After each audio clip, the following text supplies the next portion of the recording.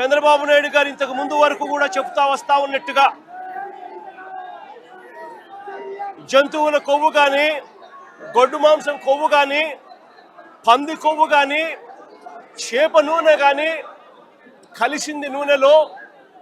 అటువంటి మాంసాహారం కలిగిన ఆ నూనెను లడ్డూ తయారీలోకి వాడి వెంకటేశ్వర స్వామి భక్తుల మనోభావాలను దెబ్బతీసే విధంగా చంద్రబాబు నాయుడు గారు అన్యాయమైన దుష్ప్రచారం చేశాడు. నిజంగా ఎంత అన్యాయమైన దుష్ప్రచారం చేశాడు అనంటే, చంద్రబాబు నాయుడు గారు ముఖ్యమంత్రి కానంత వరకు కూడా వెంకటేశ్వర స్వామి ప్రసాదాన్ని ఎవరైనా ఇస్తే కళ్ళు మూసుకొని రెండు కళ్ళకు ఇలా ఇలా అద్దుకొని ఇలా తినే పరిస్థితి నుంచి వెంకటేశ్వర స్వామిని అగౌరవపరిచిన వ్యక్తి ఎవరైనా ఉన్నారు అనంటే అది చంద్రబాబు నాయుడు గారే. వెంకటేశ్వర స్వామి ప్రసాదాన్ని, ఆ ప్రతిష్టను దిగజార్చిన వ్యక్తి ఎవరైనా ఉన్నారు అనంటే అది చంద్రబాబు నాయుడు గారే.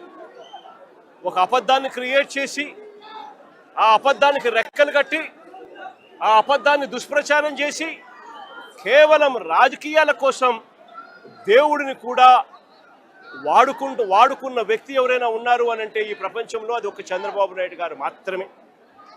నిజంగా సిబిఐ ఇలాంటి చంద్రబాబు నాయుడు చేస్తా ఉన్న ఈ అవాస్తవాలన్నీ, చంద్రబాబు నాయుడు గారు చెప్తా ఉన్న ఈ అబద్ధాలన్నీ కూడా అబద్ధమని చెప్పి తేల్చింది.